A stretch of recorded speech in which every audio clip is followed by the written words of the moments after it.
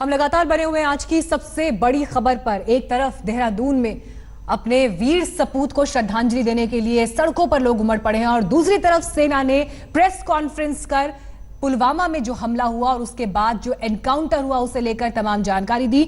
स्पष्ट शब्दों में बेहद कड़ा संदेश यहां से सेना ने दिया कि तमाम कश्मीरी माओं से यह गुजारिश है कि वो अपने बच्चों को आतंक की रास्ते पर आगे न बढ़ने दे और जिन्होंने बंदूक उठाई है सेना की सरेंडर पॉलिसी है, सरेंडर करें। और अगर ऐसा नहीं होता, सेना के ऑपरेशन में आतंक के सफाए में अगर बंदूक उठाए आतंकी आगे आते हैं तो फिर उनके सफाए की और एलिमिनेशन के सिवाय कोई रास्ता नहीं बचता। पुलवामा हमले में हाथ जैश ए मोहम्मद का, जिसने पाकिस्तानी सेना के सपोर्ट से इस हमले को अंजाम दिया, इस बात का भी जिक्र किया और साफ शब्दों में कहा कि हमें कोई शक नहीं है कि पाकिस्तानी सेना का इसमें हाथ था और उनकी ही मदद से जैश इस हमले को अंजाम दे पाया। To surrender and Pakistan army, Jaish e Mohammed Pakistan army का ही एक बच्चा है।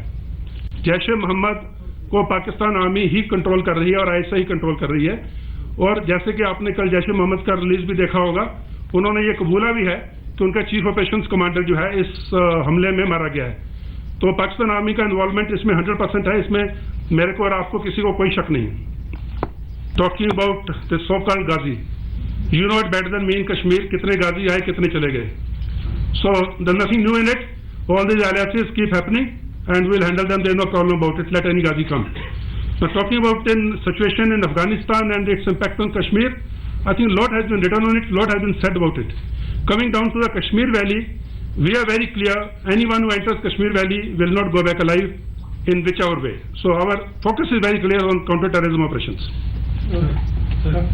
As I said earlier, the complete attack on the convoy was masterminded by Pakistan and the ISI and the JEM from across the border.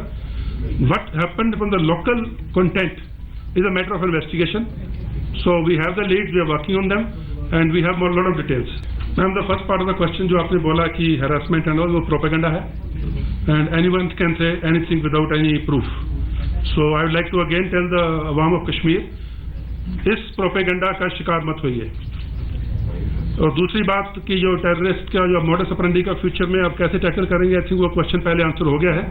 जो भी इंटेलिजेंस रिपोर्ट्स आती हैं, जो भी हमारे टेररिस्ट की मॉडस ऑपरेंडी या टेक्निक्स हमारे सामने आती हैं, हम लोग उसी तरीके से अपने मॉडस ऑपरेंडी या अपनी तरतीब को बदलते हैं और टेररिस्ट को एलिमिनेशन करने के लिए प्लानिंग करते हैं।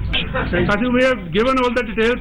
आई टोल्ड यू, कई गाजी आए कई गाजी गए, तो परवाह मत करो, don't worry, we are there.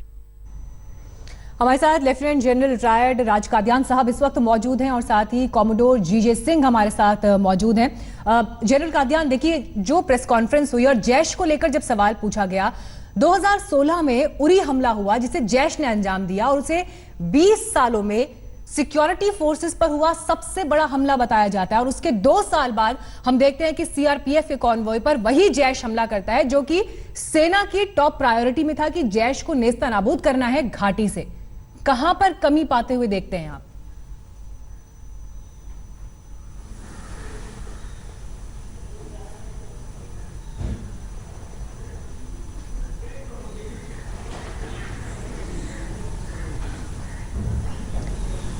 General Kadian, आप सुन पा रहे हैं मुझे? Yeah, this is Kaadian. I am on your channel, but I have been cut off for some reason, so I have dialed. जी सर, देखिए, मेरा सवाल आपसे ये है कि 2016 में उरी पर जब उरी हमला जब हुआ और उसमें ये कहा गया कि 20 सालों में 2-3 सर, आप आवाज पहुंच रही है आप तक? चलिए, उनसे संपर्क हम करेंगे। कॉमोडोर सिंह, मैं आपको यहां पर जोड़ना चाहूंगी। देखिए, उरी पर हमला हुआ, जैश उसके बाद से ही सेना के निशाने पर था कि घाटी से जैश का सफाया करना है, लेकिन उसके बावजूद 2 साल बाद जैश एक और बड़े हमले को यहां पर अंजाम देता है। हालांकि जब प्रेस कॉन्फ्रेंस हुई, इसमें आईजी श्रीनगर ने साफ शब्दों में कहा कि बीते साल 50 से ज्यादा जैश आतंकियों का सफाया किया, इस साल भी 30 से ज्यादा आतंकियों का सफाया किया, लेकिन उसके बावजूद जमीन पर हकीकत यह है कि आतंकी हमला करने में कामयाब हुए। कहां कमी देखते हैं आप?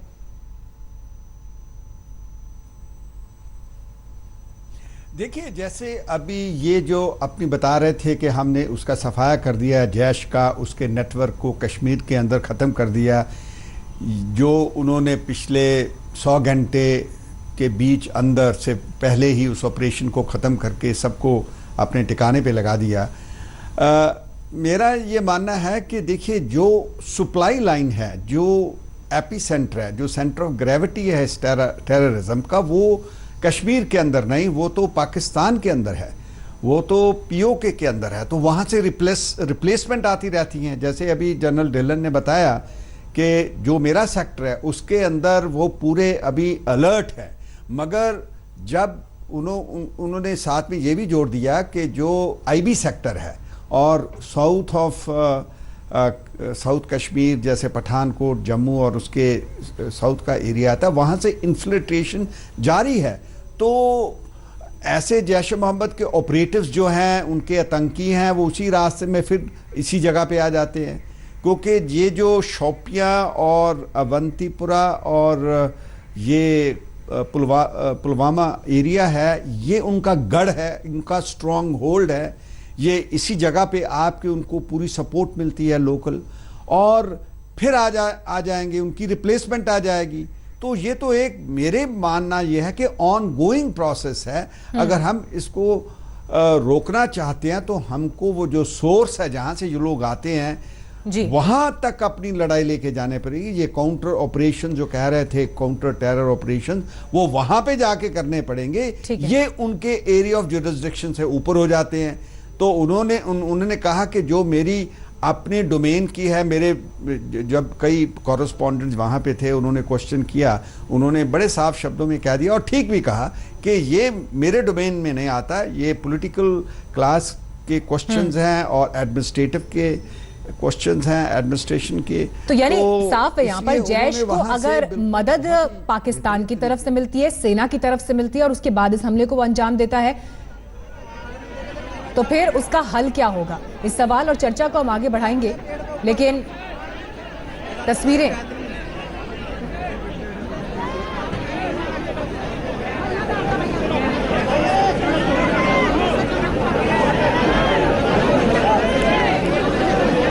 किया जाए।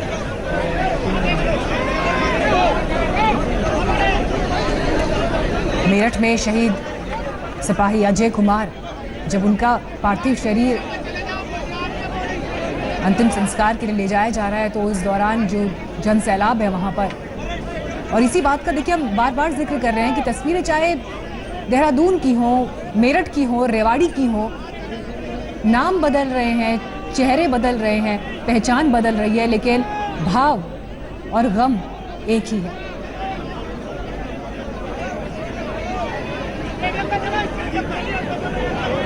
परिवारों को हौसला बंधाने के लिए आम लोग तो उमड़ रहे हैं, नेता मंत्री वहां पर मौजूद हैं, लेकिन ये आज का दिन है और आज के दिन के बाद जब समय आगे और बीतता जाएगा तो इस गम से इन परिवारों को खुद ही जूझना है।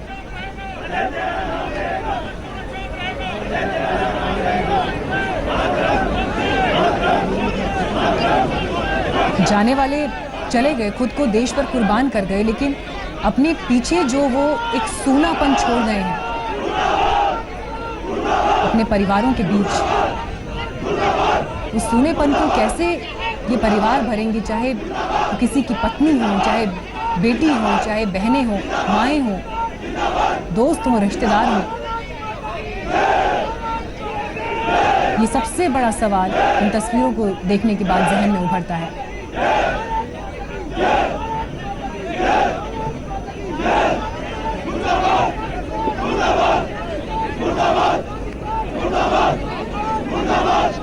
जनरल कादियान, देखिए बातचीत हम प्रेस कॉन्फ्रेंस को लेकर कर रहे थे, वो इसका एक पहलू, लेकिन ये तस्वीरें जब हम देख रहे हैं, दिल को चीर कर रख देने वाली ये तस्वीरें हैं। एक पत्नी दिखाई देती है जिसके आंसू सूख चुके हैं, जिसके पास रोने के लिए भी अब शायद कुछ नहीं बचा है। ये क्षण उसके लिए एक ऐसा है जो उसे खुद ही झेलना है, जिससे उसे खुद ही गुजरना है। और फिर वहीं पर हम ये भी देखते हैं कि जो पॉलिटिकल अलग अलग बयान सामने आते हैं, बेशक पाकिस्तान को आज आप कटघरे में खड़ा कर रहे हैं, लेकिन कमी तो हमारे अंदर, हमारे सिस्टम में भी कुछ है जिन्हें हमें स्वीकार करना होगा और इन शहीदों को, इनके परिवारों को जवाब देना होगा।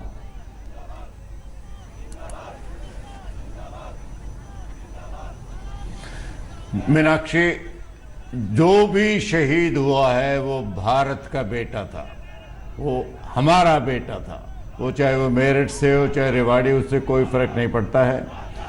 दूसरी बात, पॉलिटिक्स में ये फ्रैक्शन तो होती हैं, आपकी डिबेट चलती रहती है एक दूसरी पार्टी का अपोज, लेकिन कम से कम इस मौके पर जब अभी चिताएं भी पूरे तरीके से ठंडी नहीं हुई हैं, आप शहादत पर अपनी पॉलिटिक्स ना करें। पहले दिन जब ऑल पार्टी की मीट हुई थी तो उससे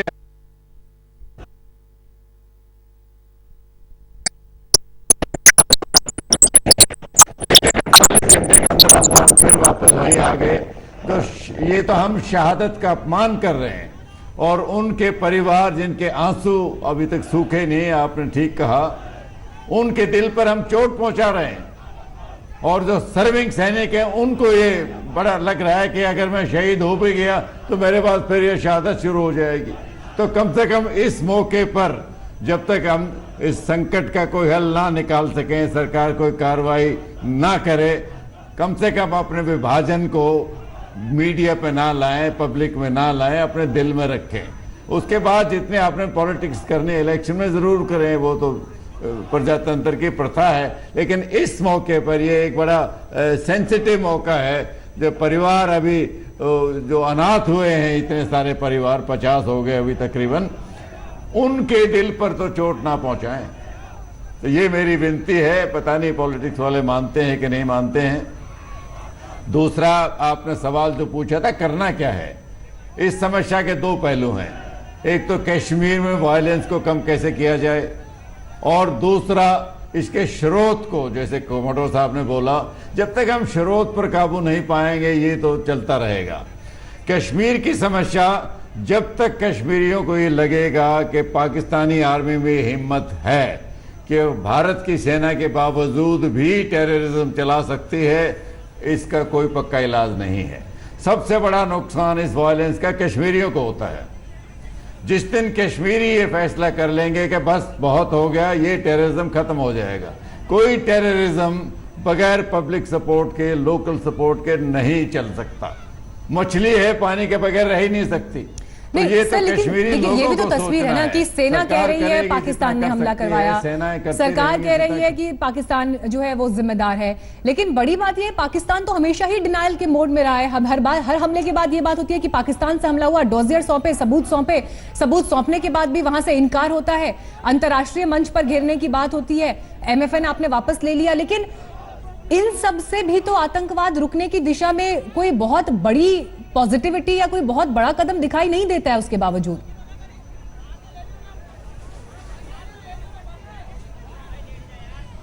दो बातें निकलती हैं जो आपने पूछा है। पहली बात तो जब उनके फॉरेन मिनिस्टर कहते हैं कि उनको सबूत चाहिए, वो पुलवामा के पहले अजहर मासूद ने पुलवामा का जिक्र किया था। 1 घंटे के एम्बुश के बाद उनके लोगों ने जिम्मेवारी मान ली है। अजहर मासूद जो उनके घर में बैठा हुआ है भावलपुर में, इससे ज्यादा सबूत और आपको क्या चाहिए? तो आपके लोग कह रहे हैं अजहर मासूद आपका आदमी है, पाकिस्तानी है वो, जब वो खुद कहते हैं कि हमने ये करवाया है, तो इसमें फिर सबूत की क्या जरूरत है? दूसरा, आपने कहा कि पाकिस्तानी आर्मी ने हमला करवाया है। ये हमला जब ही हो सकता है जब लोकल सपोर्ट होती है। जब तक लोकल उनके साथ सहयोग नहीं देंगे, ऐसे हमले नहीं हो सकते। और यही मैं कह रहा हूं कि जब कश्मीरी लोग जिस दिन ये फैसला कर लेंगे कि पाकिस्तान जो सपने उनको बेचता है आज़ादी के, ये सपने साकार नहीं होने वाले, उस दिन ये समस्या खत्म हो जाएगी। उससे पहले सरकार करती रहेगी, हम लोग करते रहेंगे, लेकिन ये खत्म नहीं होगी। खत्म इसको कश्मीरी लोग ही कर सकते हैं। जब आदिल दार का बाप आता है, उसके मरने के बाद कहता है मैंने तो बेटा खो दिया। अगर खैर वो बाप है, बाप की तरफ से हमको भी दुख होता है, लेकिन आप उस दिन क्यों नहीं जाके जब वो बेटा गुम हुआ था, क्यों नहीं आए, पुलिस के पास आए, मदद मांगी कि मेरे बेटे को वापस लाओ?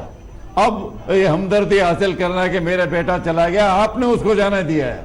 बचपन में क्या सिखाया आपने उसको? स्कूल ने क्या सिखाया है? वो जिम्मेवारी आप लोगों की है। आप ब्लेम किसी को करते रहे कि मेरा बेटा चला गया। बेटे ने खुदकुशी करी है वो, क्योंकि आप लोगों ने उसको खुदकुशी करने की सिखलाई दी है, ट्रेनिंग दी है, रेडिकलाइज किया है। तो ये लोगों को समझना चाहिए। औरों का ब्लेम करते रहे कि भारतीय सेना ने इतने कश्मीरी मर गए, मरते हैं वो आपकी मदद से मरते हैं, पाकिस्तान की वजह से मरते हैं। ये समझो आप लोग। जब नहीं समझोगे तो फिर ये चलती रहेगी समस्या। भारतीय सेना तो करती रहेगी, आप उसको नहीं हरा सकते। ये पता नहीं 30 साल चली और 300 साल चल सकती है, ये निर्णय आप करेंगे। कॉमरेड सिंह, देखिए तस्वीरें हम लगातार इसलिए भी दिखा रहे हैं कि देहरादून हो, मेरठ हो, रेवाड़ी हो, कहीं पर 27 साल का वो युवक है जिसने देश के नाम खुद को कुर्बान किया, 31 साल का लड़का है जिसने खुद को कुर्बान कर दिया। ये भी नहीं सोचा घर में पीछे कौन छूट गया, कौन रह गया। किसी की शादी होने वाली थी तो किसी की शादी को सिर्फ 1 साल भी पूरा नहीं हुआ था। कितनी जिंदगियों को, सपनों को, यादों को आप अपने पीछे अधूरा छोड़ गए। लेकिन फिर भी ये वो नौजवान हैं जो आगे बढ़ जाते हैं देश सेवा के नाम पर। हम उन्हें क्या दे पाते हैं?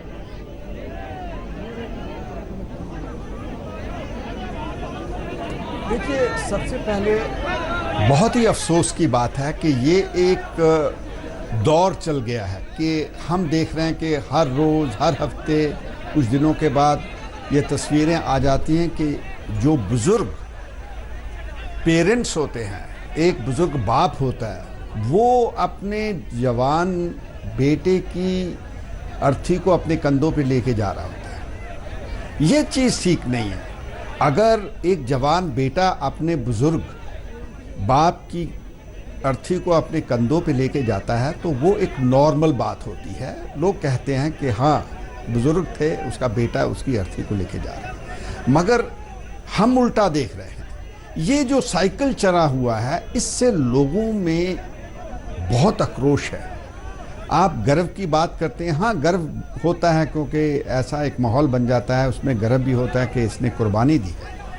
मगर उसके साथ कुछ आक्रोश हो जाता है और मातम होता है। और जो रियलिटी, जैसे आप बहुत ठीक कह रही थी, ग्राउंड रियलिटी अलग हो जाती है। क्योंकि छोटे छोटे बच्चे हम देखते हैं 2-2 साल के, 21 साल के, उनको ये भी पता नहीं कि उसके जो पापा हैं उसको क्या हुआ है, उनको डेथ की समझ नहीं है। और साथ में वाइफ्स होती हैं 20 साल की, 21 साल की यंग गर्ल्स, और उनका जो ज़िंदगी है वो सारे आगे जो है वो एक किस्म की बर्बाद हो जाती है।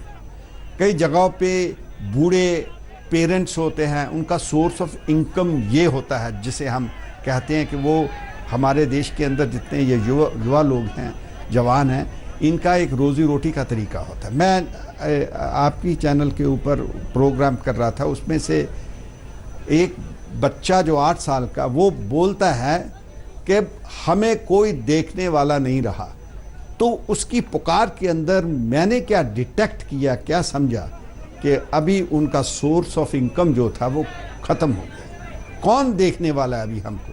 कोई देखने वाला नहीं रहा। वो बच्चा 8 साल की, उससे उसके अंदर से चीख आती है। तो ऐसी जब पिक्चरें देखी जाती हैं, जैसे इमेजेस देखे जाते हैं, तो लोगों के अंदर बड़ा आक्रोश होता है। वो कहते हैं कि इसका कोई परमानेंट सोल्यूशन करिए। सोल्यूशन जो है वो एक कोर कमांडर के लेवल पे नहीं है, वो दिल्ली CCS के अंदर है, वो दिल्ली पॉलिटिकल क्लास करेगी। हमारी डेमोक्रेसी ने एक गवर्नमेंट को चुना हुआ, उसका हेड प्राइम मिनिस्टर है, उसके अंदर मंत्री नेता हैं। ये उनके ऊपर इसकी जोक ऑफ जिम्मेवारी आ जाती है, इससे जोते जाते हैं वो। उनको अपनी जोत देखनी पड़ेगी, जोक देखनी पड़ेगी कि वो उनका भी कुछ बनता है, क्योंकि बड़ा डिसीजन है। और मुझे लग रहा है जैसे प्राइम क्योंकि मिनिस्टर, ये जो इस वक्त जो तस्वीरें हैं, इनके लिए शब्द कोई मुमकिन नहीं। ये तस्वीरें अपने आप इतनी ऊंची आवाज में बोल रही हैं जिन्हें हमें सिर्फ शांत होकर सुनना चाहिए। 2016 में जब उरी हमला हुआ था और उस दौरान जैश ने उस हमले को जब अंजाम दिया, तो यही मांग लगातार उठी थी कि घाटी से जैश का सफाया हो, खात्मा हो हर आतंकी का। लेकिन साल 2019, नए साल का दूसरा महीना, और देश के जवानों पर एक और बड़ा हमला, और उस हमले की कीमत चुका कौन रहा है, आज ये परिवार रोते बिलखते आपके सामने है। तस्वीरें चाहे देहरादून की हो, मेरठ की हो, रेवाड़ी की हो, गम नहीं बदलता, चेहरे बदल जाते हैं। और हाथों में तिरंगा लिए अपने इस वीर सपूत को श्रद्धांजलि देने के लिए लोग उमड़ तो पड़े हैं सड़कों पर। लेकिन सवाल बार बार हम ये दोहरा रहे हैं कि आज से 1 महीने बाद, 3 महीने बाद, 6 महीने बाद भी क्या इन परिवारों तक पहुंचने वाला, इन्हें सांत्वना देने वाला, इनके दुखों को बांटने वाला कोई होगा, या फिर इन शहीदों को भुला दिया जाएगा, सिर्फ कागजों पर नाम जिंदा रह जाएंगे, भावनाओं में जिंदा रह जाएंगे।